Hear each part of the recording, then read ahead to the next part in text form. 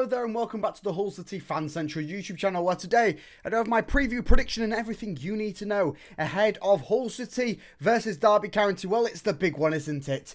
It is against the team that are directly beneath us, and if Hull City grab the 3 points, we will be safe. This is the final game at home for the Hull City squad this season, and it's also the penultimate game of the season, of course. The last game being the trip next Saturday away to Portsmouth. But you'll be hoping for security tomorrow rather than resting it all down on that final day. That's what I've been saying, and that could happen following the big win last time out for Hull City on Easter Monday.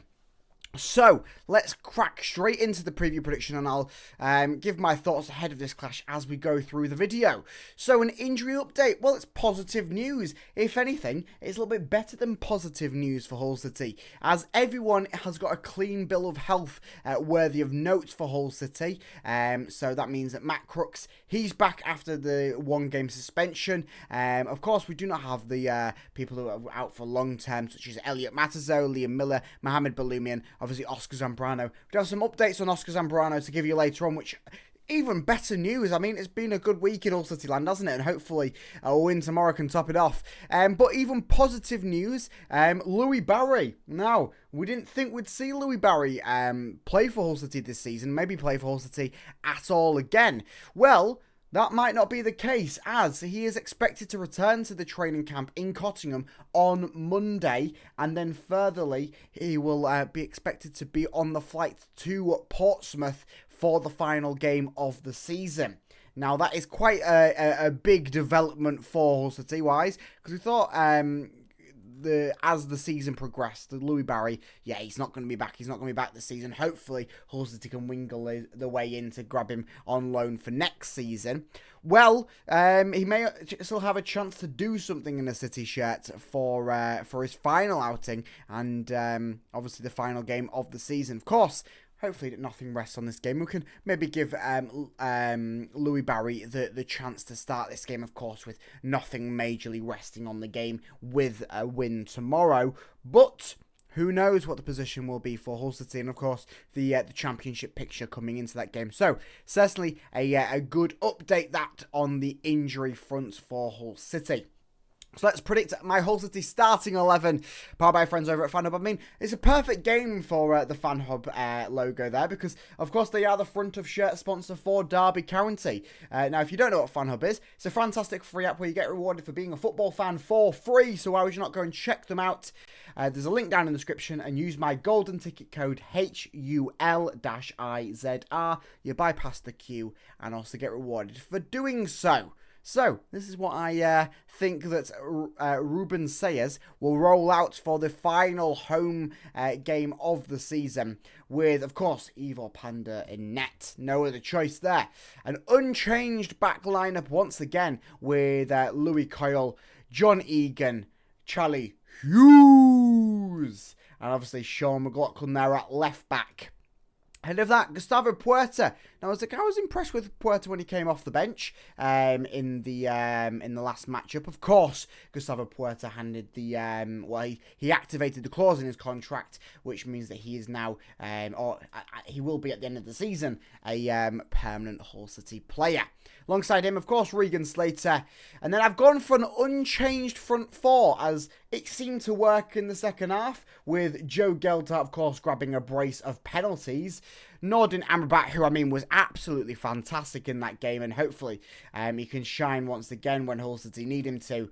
Abu Kamara, and then I tell a lie, I didn't make a change. I went for João Pedro up top instead of the Kyle Joseph, as I think it's just a rotation factor, of course, playing on Monday and then playing on Saturday. There is a bit of time in game, but yeah, get João Pedro out there for this one, and have Kyle Joseph as an impact sub off the bench if we need him.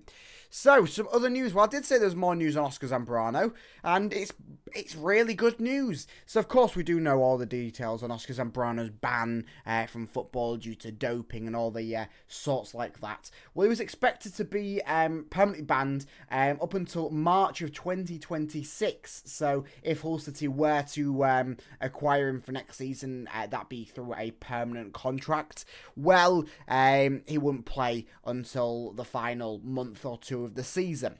But there has been a twist in the tail. There has been a reduction on his ban. There's no short way of going about it. A reduction on his ban, which means that he will be back playing, legally playing for football in November of 2025. That's this year. That is in November. Now, that is a big reduction down from March to November. And it even sways more in the favour of Hull City should go out in the summer and grab Oscar Zambrano on the permanent deal. He would only be missing for a couple of months of football. He'd be right in there ready for the intense run of fixtures in that sort of late November, December period where we have like 2-3 games a week on however you sort of count it up. But we play weekend, midweek, and Oscar Zambrano there for that run. Certainly a big player. He's a big contributor from what we've seen so far for Hull City, and it certainly would seem daft to not even be interested in going out to grab him on a permanent deal. And I suspect some clubs that maybe don't have the links to Zambrano maybe would be put off with the fact that he would be missing the opening couple of months of competitive action. But it certainly seems like a good one for Hull City. Now, talking about summer deals, we have got another rumoured point of interest for Hull City, and that is Hull City are reportedly interested in Sami Ajayi, who is currently not on loan. He is currently at West Brom, but will have his contract expire at the end of the season, and he's expected to be leaving there as a free agent. So a defender there that Hull City could be interested in. Reading are also said to be interested in him at the moment. So apparently talks have been going on with the Nigerian defender, but he's expected to have made an evaluating decision will be taking place in the coming weeks. But it's most likely expected that he will be leaving West Brom. So hopefully Hull City will certainly be interested in the market for him. So that's your news roundup. Let's crack back into the game that is the important one. The Hull City versus Derby County. So last meetings-wise, well, it's not been very favourable for Hull City, has it? I think our last win was a 2-0 win against Derby at the MKM Stadium. I believe it or not quite, but I'm rolling back the years quite a little bit, maybe to 2020. I think so. So, yeah, hopefully we can twist the tail on that one there and grab a win tomorrow. Form-wise coming into this game, of course, both teams won the last games. I mean, kind of discredit to Hull, but we really needed to win that game because the teams around us won. Derby were one of them. They're currently beneath us. And they managed to turn over West Brom 3-1. Other than that, their previous appearances haven't looked the best. Of course, a 0-0 draw to Burnley. It's not completely horrendous because Burnley are currently, they're currently second and they have secured promotions to the Premier League once again. So not horrendous for Derby. Of course, you maybe would have been expecting, or for Derby fans would have been expecting them to pick up results against the likes of Luton and maybe having that winning edge over Portsmouth in that game. So, yeah, Hull City-wise, last 5 fixtures, of course, 2 wins, 2 losses, and 1 draw. Looks like quite a nice pattern there. It's a bit unfortunate it's going to be displaced with, of course, another win on top of it. As the table suggests here, Hull City currently ahead of Derby by 2 points. Of course, they're the team that currently just outside of the relegation zone, with Luton beneath them, I believe.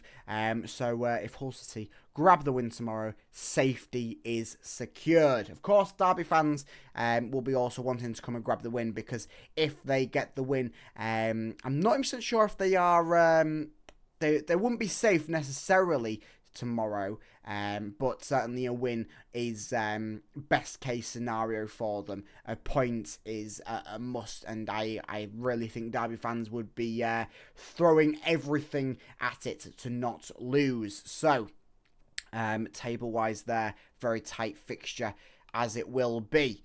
So we won't meet a former Tiger because he is currently injured, but the one former Tiger that is on the sheet for Derby County, well, that's Callum Elder. So, yeah, we won't see him tomorrow because he's, of course, injured, but, yeah, he might be at the stadium, who knows.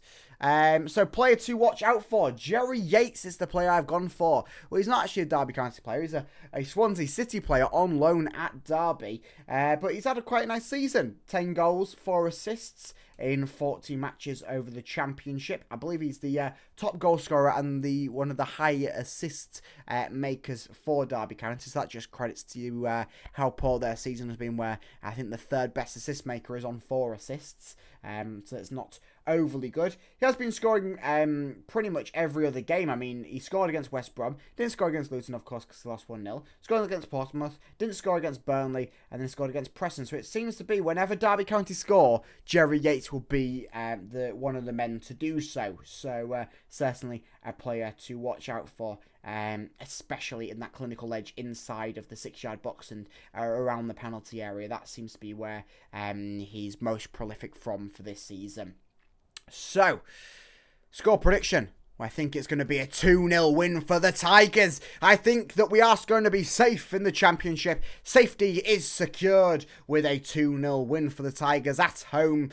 And with the goal scorers being João Pedro and Joe Geltart, grabbing yet another one for him. It could be a penalty. It could not be. Who knows? But I do think the Tigers will grab a 2-0 win with Adrian Ilajali in the stands, happy that his side is safe for another season. And then hopefully we can progress on in the summer, having a normal but a promising summer is what I'm labelling things as we move on through that. Well, it's going to be an interesting game tomorrow. It's going to be an interesting couple of weeks, or certainly a week for Hull City, with this final week run-in coming for the Tigers. And 3 points is all we need to secure safety tomorrow. But in reality, a point and we could be edging towards the side of safety. Of course, anything can happen on the final day. So 3 points tomorrow, it seems to be a must. So we'll go in with that optimism. I will see you tomorrow with a vlog out on the channel after the game. So stay tuned by liking and subscribing. Of course, I'll keep you today on everything Hull City, progressing through the end of the season with these final 2 games. And of course, into the summer transfer window where Adrian Ilajali, Hull City, they will hope to have themselves a summer to forget the season that happened before. So I'll see you in the next video, and up the Tigers.